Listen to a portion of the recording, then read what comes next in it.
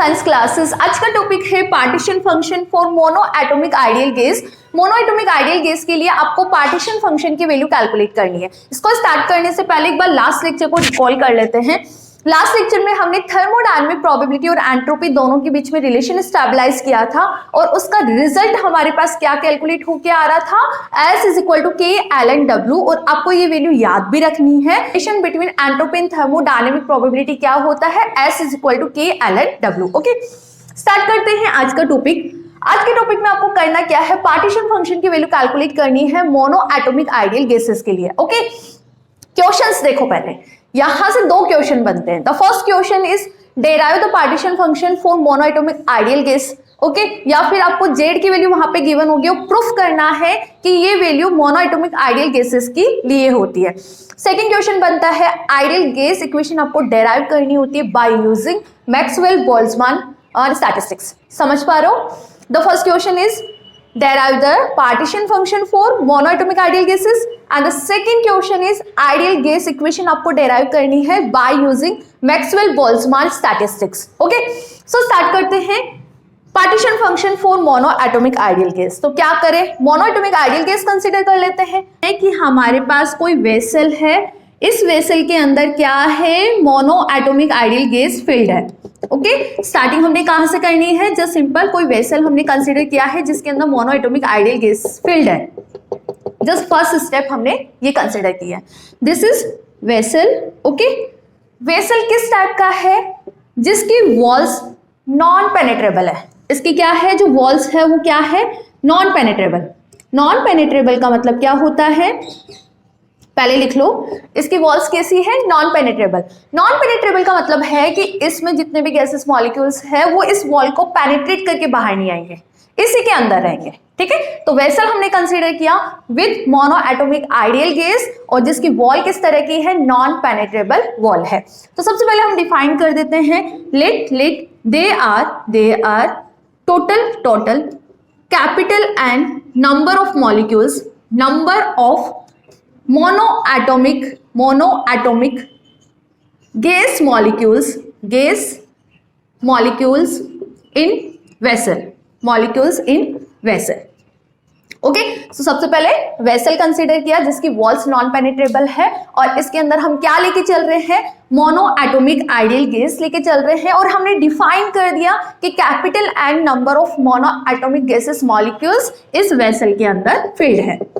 Okay, now हम इसका मास भी डिफाइन कर देते हैं, let mass of each molecule is small m।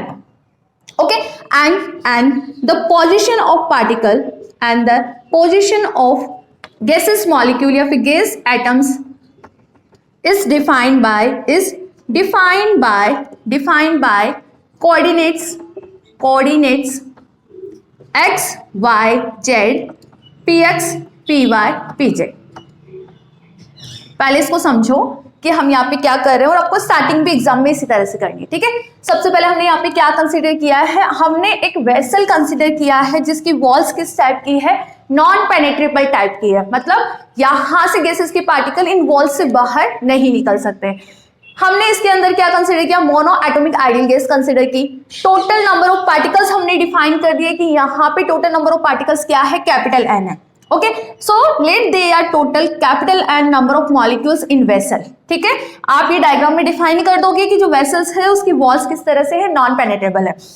Late mass of each molecules is m, जो आपकी गैसेस मॉलिक्यूल्स लेके चल रहे हो इसके एक एक एटम का क्या है, मास स्मॉल m है। इनकी पोजीशन हम किस तरह से डिफाइन करेंगे, बाय कोऑर्डिनेट्स। बाय कोऑर्डिनेट्स कौन से कोऑर्डिनेट्स, क्लासिकल पार्टिकल है और डायनेमिक सिस्टम है, तो आप यहाँ पे कौन से कोऑर्डिनेट्स यूज में लोगे, 3 position coordinate as well as 3 momentum coordinate. It mean its behave like phase space. समझ आया, ये क्या है, एक तरह से आपके पास फेज स्पेस ही तो है। फेज स्पेस में आप क्या करते हो, मॉलिक्यूल्स की कोऑर्डिनेट्स को 6, मतलब उसकी जो पोजीशन है उसको 6 कोऑर्डिनेट से डिफाइन करते हो। तो यहाँ पे भी गैस मॉलिक्यूल जो आप कंसीडर करके चलोगे उसकी पोजीशन किससे डिफाइन करोगे, X, Y, Z and P X, P Y, P Z. ठीक है, सो नॉर्मल बेसिक ये रहा आपका कॉन्सेप्ट। अब स्टार्ट करें डेरिवेशन को। देखो यहाँ पे आपको कैलकुलेट करना है, पार्टीशन फंक्शन कैलकुलेट करना है। अब देखो, आप बहुत अच्छा टॉपिक है, बहुत सारी न्यू चीजें आपको यहाँ पे सीखने को मिलेगी जो आपके आगे भी डेरिवेशंस में काम में आएगी। वो एक सीक्रेट है, वो सीक्रेट है यहाँ पे इंटीग्रेशन। और इंटीग्रेशन कौन सा? Gamma function integration formula. Gamma function integration formula यदि आप सीख लोगे तो स्टैटिस्टिकल फिजिक्स आपको बहुत इजी लगने वाली है। क्यों? बिकॉज मैक्सिमम डेरिवेशन में हम गामा इंटीग्रेशन फॉर्मूला को ही यूज में लेंगे। ठीक है, तो हमने यहाँ पे बेसिक डिफाइन कर दिया। नाउ पार्टीशन फंक्शन की बात करते हैं। पार्टीशन फंक्शन होता क्या है? We know partition function equal to sum of exponential minus का बीटा एप्सिलॉन आई। ठीक है, ये होता क्या है? Sum of Boltzmann factor of all states. यदि आप आई स्टेट्स लेके चल रहे हो, आई सेल्स लेके चल रहे हो, तो सभी सेल्स के बोल्ट्जमान फैक्टर का क्या होगा? सम होगा। ठीक है, it's simply defined by capital Z. इसको हम कैपिटल जेड से डिफाइन करते हैं। इसकी वैल्यू आपको कैलकुलेट करनी है किसके लिए? मोनो एटॉमिक आइडियल गैस के लिए। तो आप खुद सोचो कि आपको इसको कैलकुलेट करने के लिए क्या चाहिए? एप्सिलॉन आई, एनर्जी तो चाहिए। तो इसके लिए हम एनर्जी डिफाइन कर दो और इसके अंदर पुट कर दो और सिंप्लीफाई कर दे, तो आपके पास आंसर आ जाएगा। ओके, सो नाउ यदि मैं यहाँ बात करूँ तो हम किस टाइप के गैसेस मॉलिक्यूल्स लेके चल रहे हैं? Mono atomic ideal gases. Okay, mono atomic ideal gases होती क्या है? मोनो एटॉमिक का मतलब क्या समझते हो? ऐसी गैसेस जो ओनली सिंगल एटम्स को कंसिस्ट करती हो। ऐसी गैसेस बेसिक भी मैं समझा देती हूँ आपको। मोनो एटॉमिक आइडियल गैसेस क्या होती है पहले ये समझो। ठीक है, मोनो एटॉमिक गैसेस क्या है? ऐसी गैसेस जो कंसिस्ट करती है ओनली सिंगल एटम्स को, ओनली सिंगल एटम्स को। लाइक हमने हीलियम गैस की बात की, यहाँ पे हम हीलियम गैस लेके चल रहे हैं, तो यहाँ पे जितने भी एटम्स होंगे ओनली हीलियम के होंगे। यदि हम नियोन गैस लेके चलते हैं तो वहां पे जितने भी एटम्स होंगे नियोन के होंगे। दैट्स व्हाई आप यहाँ पे क्या बोल रहे हो कि it consist only single atoms. हमेशा यदि आप मोनो एटॉमिक गैसेस लेके चलोगे तो उसको इसी तरह से डिफाइन करते हो ना, केमिस्ट्री में भी तो पढ़ते हो ना। ऑब्वियस क्या होता है? ओनली जो सिंगल एटम्स को कंसिस्ट करती हो। अब हम यहाँ लेके चल रहे हैं mono atomic ideal gases. Mono atomic ideal gases का यहाँ पे क्या मतलब है कि यहाँ पे जो गैसेस के पार्टिकल है वो एक दूसरे से इंटरेक्ट नहीं कर रहे। Okay, mono atomic ideal gases जो लेके चल रहे हो एक दूसरे से वो इंटरेक्ट नहीं कर रहे। They don't impose any type of force on each other. They are no interaction, they are no any type of interaction, या फिर हम यहाँ बात करें they don't impose any type of force on each other. तो वहां पे यदि मैं एनर्जी की बात करूं तो पोटेंशियल एनर्जी क्या होगी? जीरो। जितनी भी एनर्जी होगी यहाँ पे पार्टिकल की वो कौन सी एनर्जी होगी? ओनली काइनेटिक एनर्जी होगी। आपका टारगेट ही यही है कि आपको इसके लिए एप्सिलॉन आई की वैल्यू कैलकुलेट करनी है या एप्सिलॉन की वैल्यू कैलकुलेट करनी है और इसके अंदर पुट करके सिंपल मैथमेटिक ट्रिक्स लगानी है। ठीक है, बट एप्सिलॉन आई होगा क्या? For monoatomic gases particle, it consists only single types of atom, और ideal gases they don't interact to each other, they don't impose any type of force on each other, so they are no potential energy. So they are no potential energy. यहाँ पे potential energy नहीं होगी। Only आप यहाँ पे total energy की बात करोगे तो total energy होती क्या है? Sum of kinetic energy and potential energy, and potential energy will be zero. That's why यहाँ पे जो total energy आप एप्सिलॉन डिफाइन करते हो वो केवल हाफ mv²। यदि हम इसको मोमेंटम कोऑर्डिनेट्स की फॉर्म में लिखे तो ऊपर नीचे m से मल्टीप्लाई कर दो और mv कितना होता है? p। तो m²v² इक्वल टू p²। तो आपके पास एनर्जी का फॉर्मूला क्या आएगा? p²/2। ओके, तो जस्ट सिंपल आपको एनर्जी की वैल्यू जेड के अंदर पुट करनी है और इसको सिंप्लीफाई करना है। करें?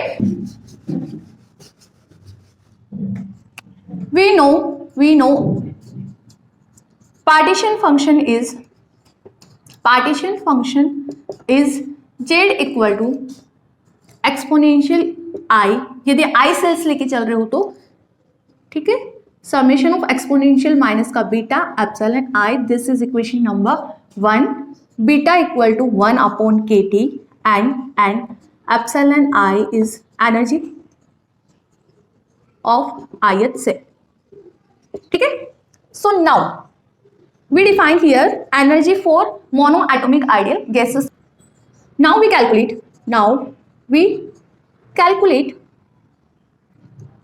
Epsilon I for this system. Okay, if atoms don't impose any type of force on each other, then there are no potential energy. So the total energy will be equal to कितना होगा, kinetic energy plus potential energy. Define करना आप यहाँ पे, kinetic energy क्या होगी, half M V square plus potential energy क्या है, 0. तो E इक्वल टू आप क्या करोगे, ऊपर नीचे m से मल्टीप्लाई कर दो, तो एम वी कितना होता है P. तो यहाँ पे देखो m स्क्वायर वी स्क्वायर, तो आप इसको लिख सकते हो ना P स्क्वायर बाय 2m. ठीक है, दिस इज इक्वेशन नंबर 2. जो पहले मैंने लिखवाया है वो भी लिख लेना. उसके बाद ही आप ये कंटिन्यू करोगे कि we know the partition function is this and beta equal to 1/kt. Epsilon I क्या होती है, energy of I's cell. Now we calculate epsilon I for this system. जो हम सिस्टम लेके चल रहे थे, मोनो एटॉमिक आइडियल गैस का जो सिस्टम लेके चल रहे थे, उसके लिए एप्सिलॉन आई की वैल्यू कैलकुलेट करनी है. हमारे पास कितनी आ रही है, p square by 2m. Now we put the value of epsilon I in equation number 1. यही तो एनर्जी है. ये बेसिक फॉर्मूला मैंने आईएस सेल के लिए डिफाइन किया है. आप यदि सेल्स के लिए डिफाइन नहीं करना चाहते हो तो कोई दिक्कत नहीं है, आई हटा दो यहाँ से. जस्ट सिंपल आप लिख सकते हो Z equal to summation of, यहाँ पे है क्या, फिर ये समीशन ऑफ ऑल स्टेट्स. आप जितने भी स्टेट्स लेके चलोगे उनका बोल्ट्जमान फैक्टर का सम है. Okay, now we put the value of energy in equation number 1. कर दोगे ना यहाँ पे पुट, और बीटा को 1/kt रखना. करते हैं, चलो इसको सिंप्लीफाई करते हैं. देखना यहाँ पे एक बार कितना इजीली हम इसको सिंप्लीफाई कर लेंगे बाय गामा इंटीग्रेशन फॉर्मूला. आपके बुक के अंदर तो डायरेक्ट आंसर गिवन है, आप डायरेक्ट याद करना चाहोगे तो मैं तो उसको सही नहीं मानती. फिर भी आपको याद करना है तो ये आपका डिसीजन है, क्योंकि हम मेनी ऑफ टाइम इस इंटीग्रेशन को आगे यूज में लेने वाले हैं. बैरोमेट्रिक इक्वेशन का जब आप डेरिवेशन सिंप्लीफाई करोगे तब भी हम वहां पे यूज में लेंगे. इससे पहले वाला जो चैप्टर है मॉलिक्यूलर डिस्ट्रीब्यूशन ऑफ वेलोसिटीज, वहां पे भी मेनी ऑफ टाइम हम इस इंटीग्रेशन को यूज में लेंगे. तो बेटर है कि आप उसको सीख ही लो. ठीक है, करेक्ट पुट इक्वेशन नंबर 2 से इक्वेशन नंबर 1 में वैल्यू पुट करो. Put E in equation 1. बताओ क्या आएगा, Z equal to summation of exponential minus beta को 1/kt लिख सकते हैं ना, 1/kt. बताओ इसकी वैल्यू कितनी है, p स्क्वायर बाय 2m. ये रहा आपका एक्सप्रेशन. ठीक है, एंड p यहाँ पे होता क्या है, px i cap py j cap plus pz k cap. ठीक है, यदि हम मैग्नीट्यूड की बात करें तो क्या आएगा, इनके कंपोनेंट्स का square. It mean P square X plus P square Y plus P square Z.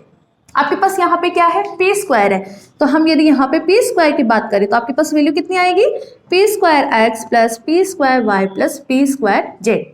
ये हम क्यों कर रहे हैं अभी पता चल जाएगा, आगे हम ये वैल्यू पुट करेंगे. ठीक है, नाउ मैंने यहाँ पे डिफाइन किया था कि जो मोनोएटॉमिक आपका वेसल था, मोनोएटॉमिक गैसेस पार्टिकल का जो वेसल था, it's behave like phase space, है ना वो.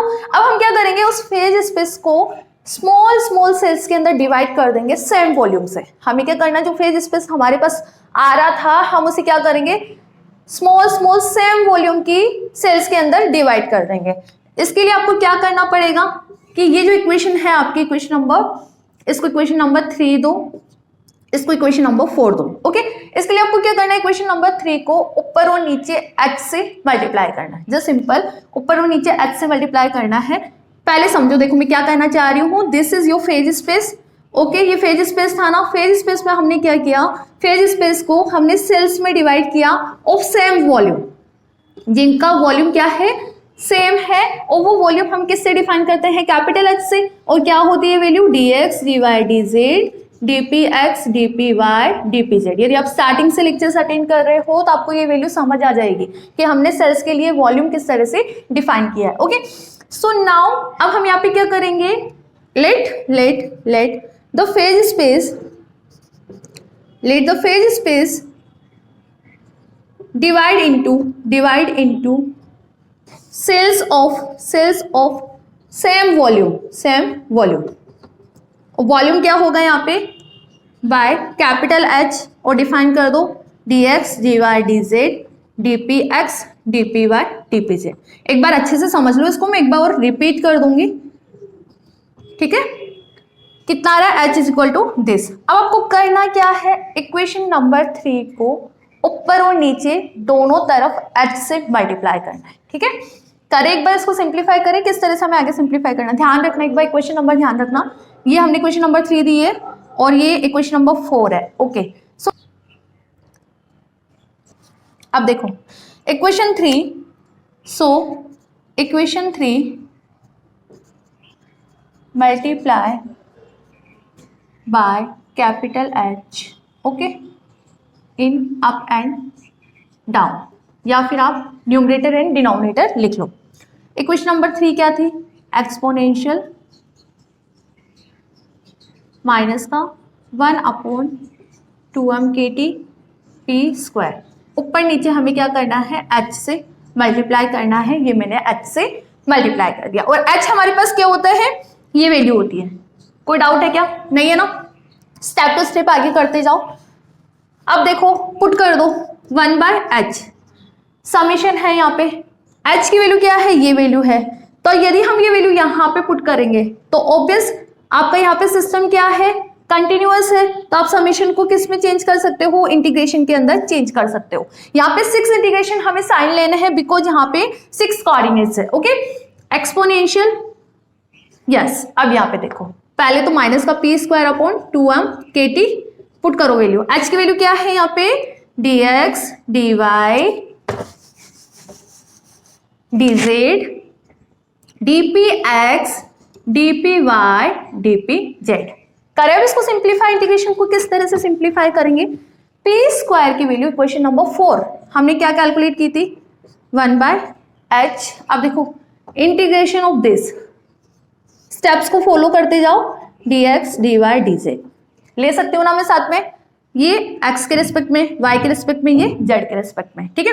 Now the remaining term is 3 integration, 3 तो हमने कोऑर्डिनेट्स के साथ ले लिए, पोजीशन कोऑर्डिनेट्स के साथ, अब 3 हम मोमेंटम कोऑर्डिनेट्स के साथ लेंगे। मोमेंटम कोऑर्डिनेट में अब आप खुद बताओ मुझे क्या थी p स्क्वायर की वैल्यू, p स्क्वायर की वैल्यू क्वेश्चन नंबर 4 से आप पुट करोगे, p स्क्वायर हमारे पास कितना था, p square x p square y p square z। यदि हम यहाँ पे पुट करेंगे तो वैल्यू कितनी आएगी, माइनस का p square x upon 2m KT, okay, 2m KT, और ये किसके रेस्पेक्ट में इंटीग्रेशन होगा, dpx, ठीक है। आप इनको सेपरेट सेपरेट भी लगा सकते हो ताकि हमें सिंप्लीफाई करने में इजी रहेगा। Similarly integration of exponential minus का p square y upon 2m KT dpy, integration of exponential minus का p square z upon 2m KT, यहाँ पे कितना आएगा, dpz, okay. The target is, ये तो सिंपल आपको समझ आ गया क्या है, ये कैपिटल V, ठीक है।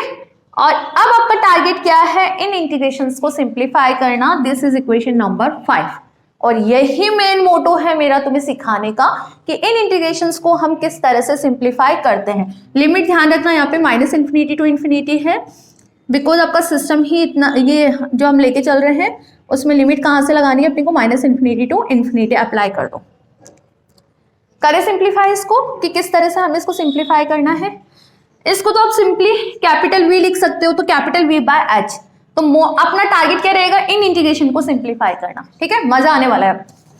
देखो अब एक बार, दिस इज इक्वेशन नंबर 5, करो इसको simplify, z equal to V/h, ठीक है। इसको मैंने क्या लिखा है, capital V, integration of dx dy dz, this is capital V, and the remaining term is integration -∞ to infinity exponential minus का p square x upon 2m KT dpx -∞ to infinity exponential minus का p square y upon 2m KT dpy, integration of minus का ∞ to infinity exponential minus का p square z upon 2m KT, और ये क्या हो जाएगा, dpz। करें इसको सिंप्लीफाई। देखो अब आप इसको सिंप्लीफाई कैसे करोगे, पहले खुद से करो एक बार, कैसे करना चाहते हो आप, जस्ट सिंपल एक बार देख लो गामा इंटीग्रेशन फॉर्मूला हमें क्या कैसे अप्लाई करना है। Gamma integration formula.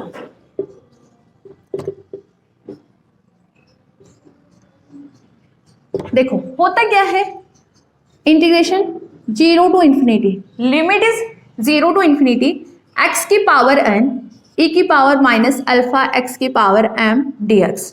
थोड़ा सा अटपटा हो सकता है बट एक दो बार आप यूज में लोगे तो आपके टिप्स पे आ जाएगा।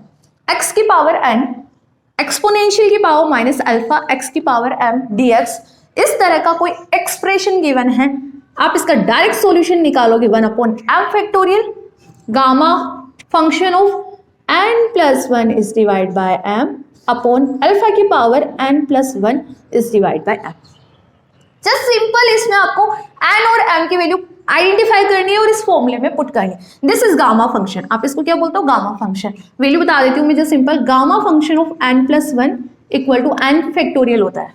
आपको इतना ध्यान रखना है, गामा फंक्शन ऑफ हाफ इसकी वैल्यू होती है √π। ठीक है, ये वैल्यू आप लिख लो अच्छे से, बहुत ही इंपॉर्टेंट है, मैनी इंपॉर्टेंट, जो आप स्टैटिस्टिकल में अप्लाई करने वाले हो। इससे प्रीवियस वाले चैप्टर में भी हम मैनी ऑफ टाइम ये यूज में लेंगे। ठीक है, 0 टू इंफिनिटी x की पावर n e की पावर माइनस अल्फा x की power m dx equal to 1/m factorial. जो एक्सप्रेशन गिवन है n और m को आइडेंटिफाई करना और इस फॉर्मूले के अंदर पुट करना है। This is gamma function of n plus 1 is divide by m is divide by alpha की power n plus 1 is divide by m। n plus 1 कितना होता है, gamma n plus 1 n factorial होता है, इसकी हाफ की वैल्यू √π होती है। ओके, सिमिलरली यदि मैं बात करूं गामा 3/2 कैलकुलेट करना है तो वो आएगा 1/2 √π। ठीक है, यह हाफ इंटीजर की वैल्यू मैंने आपको बता दी। इंटीजर की तो आप निकाल ही लोगे, n प्लस 1 गामा, जैसे गामा 2 है तो 1 फैक्टोरियल हो गया, गामा 5 है तो कितना हो जाएगा, 4 फैक्टोरियल हो जाएगा। फैक्टोरियल की वैल्यू तो आपको याद है, ठीक है, या फिर निकालना भी आता है। तो करिए इसको सिंप्लीफाई। तो फर्स्ट इंटीग्रेशन एक बार देखना, मैं तीनों इंटीग्रेशन करवाऊंगी ताकि आपकी प्रैक्टिस हो जाए। फर्स्ट इंटीग्रेशन पहले तो देखो भाई, लिमिट क्या है, माइनस इंफिनिटी टू इंफिनिटी है, एक्सपोनेंशियल माइनस का p² x upon 2m kt dpx। Limit minus infinity to infinity है बट फॉर्मूले में तो 0 टू इंफिनिटी है, तो क्या करें, देखो ये इवन फंक्शन है क्या, यस, e की पावर x², क्या है ये इवन फंक्शन है ना। इवन फंक्शन में आप लिमिट चेंज कर सकते हो किस तरह से, 0 टू इंफिनिटी एक्सपोनेंशियल माइनस का p² x upon 2m kt, okay, dpx। Okay, अब देखो लिमिट, हाँ भाई लिमिट सेम है तो हम इसको सिंप्लीफाई कर लेते हैं बाय अबाउ फॉर्मूला। कैसे करेंगे, 0 टू इंफिनिटी दिख रहा है ना आपको नीचे का, एक्सपोनेंशियल माइनस का p² x upon 2m kt dpx, इसकी वैल्यू कैलकुलेट करो और इसके अंदर पुट कर दो। कैसे करोगे, यहाँ पे तो x की पावर n है, यहाँ पे तो कुछ है ही नहीं तो कोई दिक्कत नहीं है, इसके मल्टीप्लिकेशन में 1 है। ठीक है, मल्टीप्लिकेशन में 1 है तो 1 को आप क्या लिख सकते हो, x की पावर 0 लिख सकते हो ना। अगेन करो आप इसको सिंप्लीफाई, फॉर्मूला अप्लाई कर सकते हैं क्या, x की पावर n, x की पावर 0, इट मीन n कितना आ गया आपके पास, 0 आ गया। एक्सपोनेंशियल माइनस अल्फा x की पावर m, किसके रिस्पेक्ट में कर रहे हो, px, मतलब px के रिस्पेक्ट में कर रहे हो तो x यहाँ पे क्या होगा, px होगा। x की पावर m, m कितना है आपके पास, 2 है। ओके, अल्फा देखो, अल्फा जो रिमेनिंग वैल्यू है कितना, 1/2m kt। समझ आया आपको, इसको सिंप्लीफाई करो, 1/m फैक्टोरियल मतलब 1/2 फैक्टोरियल, m की वैल्यू कितनी है, 2 है। गामा फंक्शन, हमने ये गामा फंक्शन अप्लाई कर दिया, n plus 1 is divide by m, n कितना है, 0, तो 1 इज डिवाइड बाय m कितना है, 2 इज डिवाइड बाय अल्फा कितना है, 1/2m kt, और इसकी पावर आपको कितनी लगानी है, n plus 1, 0 plus 1 is divide bye 2, it mean 1/2 and the value is 1/2। Gamma half कितना होता है, √π। ठीक है, ये 1 के डिनोमिनेटर में है तो ये न्यूमरेटर में जाएगी तो कितनी आएगी, 2π 2m kt, कितना है, 2m kt, इसकी पावर कितनी है, हाफ, तो यू कैन से कि हाफ 2πm kt की power half is your result. ये वैल्यू हमने इसकी कैलकुलेट की है, ध्यान रखना। अब आगे आपके पास तो limit minus infinity to infinity है ना, तो आप यहाँ पे अप्लाई करोगे तो 2 से 2 कैंसिल हो जाएगा, तो वैल्यू क्या आएगी इसकी, जस्ट सिंपल पुट करो ना यहाँ पे 0 टू इन्फिनिटी, हमने ये सिंप्लीफाई कर लिया 0 टू इन्फिनिटी, ये वैल्यू आप यहाँ पे पुट करोगे तो ये 2 से ये 2 कैंसिल, तो आपके पास इसकी वैल्यू कितनी आ रही है 2 पाई m kt की पावर हाफ। ठीक है, एक दो बार करोगी, कह रही हूँ मैं, टिप्स पे आ जाएगा, कोई दिक्कत वाली बात नहीं है, ये टफ नहीं है, ये बस एक बार आपको समझ आ गया ना तो जस्ट सिंपल एन एम और अल्फा की वैल्यू आइडेंटिफाई करनी हो, पुट करनी है। मैं दोनों और करवा देती हूँ ताकि आपकी प्रैक्टिस हो जाएगी। कितना आ रहा है रिजल्ट 2 पाई एम kt की पावर हाफ। करें अब नेक्स्ट, सिंप्लीफाई करें, स्क्रीनशॉट ले लो आप इसका, फिर मैं आगे का करवाती हूँ। एक बार वो देख लो, नहीं समझ आया है कोई दिक्कत नहीं है, एक बार और देख लो। इधर देखो, basic formula integration 0 to infinity x की पावर n e की पावर माइनस अल्फा x की पावर m dx कितना होता है 1/m factorial, gamma of n plus 1 is divide by m, okay, alpha की power n plus 1 is divide by m। इसकी value हमने calculate कर ली, कितनी आ रही थी, अभी देख लेते हैं वापस। ठीक है, इसकी बताओ, इसको सिंप्लीफाई करना है, minus infinity to infinity exponential minus का P square Y upon 2m kt, ठीक है, डी पी वाई। यदि आपको समझ आ गया तो खुद से करो, पहले तो लिमिट चेंज करो। क्या ये इवन फंक्शन है? यस, आप लिमिट चेंज कर सकते हो। लिमिट हमने चेंज कर दी 0 टू इन्फिनिटी एक्सपोनेंशियल माइनस का P square Y upon 2m kt D P Y. ठीक है, अब हमें क्या करना है, इसको सिंप्लीफाई करना है, तो कर देते हैं 0 टू इन्फिनिटी एक्सपोनेंशियल माइनस का P square Y upon 2m kt D P Y. देखो अब यहाँ पे x की पावर n होता है, यहाँ पे कुछ नहीं है, तो आप यहाँ पे क्या लिख सकते हो, पी वाई की पावर 0 लिख सकते हो ना। ओके, अब सिंप्लीफाई करो, n बताओ, n कितना है, x की पावर n मतलब पी वाई की पावर n 0, m बताओ, x की पावर m मतलब पी वाई की पावर यहाँ पे कितनी है 2, ये हमने बता दिया, m कितना आ रहा है 2 आ रहा है, अल्फा कितना है यहाँ पे 1/2m kt, जस्ट सिंपल हमने यहाँ पे कंपेयर किया है। क्या करना है, फॉर्मूले में पुट करना है, कर दो 1/m फैक्टोरियल मतलब 1/2 factorial, gamma gamma n plus 1 is divide by m, 0 plus 1 is divide bye 2 is divide by alpha 1/2m kt की power n plus 1 is divide by m। Obvious जो यहाँ पे आपके पास आ रही है वो ही वैल्यू आएगी। ठीक है, सिंप्लीफाई करो, इट्स अंडर रूट पाई, तो 1/2 अंडर रूट पाई, और ये क्या है 1 के डिनोमिनेटर में है तो ऊपर जाएगी 2 पाई kt की पावर 1/2। ओके, ये वैल्यू हमने किसकी निकाली, इसकी, तो इसके अंदर यदि हम पुट करेंगे तो ये 2 से ये 2 cancel and the value is, combine कर लो, अंडर रूट पाई को भी इसके अंदर ले रही हूँ मैं, यहाँ बेटा m है, ठीक है, 2 पाई m kt की पावर 1/2 कितना आ रहा है आपके पास 2 पाई m kt की पावर 1/2। ये जो पाई है अंडर रूट वाला, ये मैंने ब्रैकेट में ले लिया, ये 2 इस वाले 2 से कैंसिल हो जाएगा बिकॉज हमने इसकी वैल्यू कैलकुलेट की है। तो कितना आ रहा है 2 पाई m kt की पावर हाफ, और हमने ये वाला सिंप्लीफाई किया था तब भी ये वैल्यू आ रही थी। ठीक है, थर्ड वाला इंटीग्रेशन सिंप्लीफाई करें तब भी आपके पास यही वैल्यू आएगी, क्यों, एक्सप्रेशन सेम है ना एक्सप्रेशन, फिर भी करके देख लो, कोई दिक्कत नहीं है। Minus infinity to infinity exponential minus का P square Z upon 2m kt D P Y. करो अगेन, लिमिट अप्लाई करोगे तो 0 टू इन्फिनिटी एक्सपोनेंशियल माइनस का P square Z upon 2m kt D P Z. किस तरह से करोगे, 0 to infinity P Z की power 0 exponential minus P square Z upon 2 pi m kt D P Z. Apply करो 1/m factorial, 1/m factorial, m कितना है 2, okay, gamma function of n कितना है 0, 0 plus 1 is divide bye 2, alpha कितना है 1/2m kt, 2m kt है ना, 1/2m kt, तो 2m kt की पावर 1/2m kt की power n plus 1 is divide by 1/2, gamma half again under root pi is divided by 1/2m kt की power 1/2। If you simplify this again आपके पास कितनी value आ रही है 2 पाई m kt की पावर हाफ और 1/2 ये रहा। ठीक है, ये वैल्यू आप यहाँ पुट करोगे, 2 से 2 कैंसिल हो जाएगा and the value is 2 pi m kt की पावर हाफ। इस तरह से आपके पास तीनों इंटीग्रेशन की फॉर्मूला की वैल्यू कितनी आ रही है, 2 पाई एम के टी की पावर हाफ। हमने यहाँ जो सिंपल गामा इंटीग्रेशन फॉर्मूला ये अप्लाई किया है, ठीक है। कर दूं मैं इसको स्नैपशॉट ले लो। ओके, सो नाउ हम पुट करते हैं इन तीनों इंटीग्रेशन की वैल्यूज हम यहाँ पे पुट करते हैं, तो उसके बाद आपके पास आंसर कितना आता है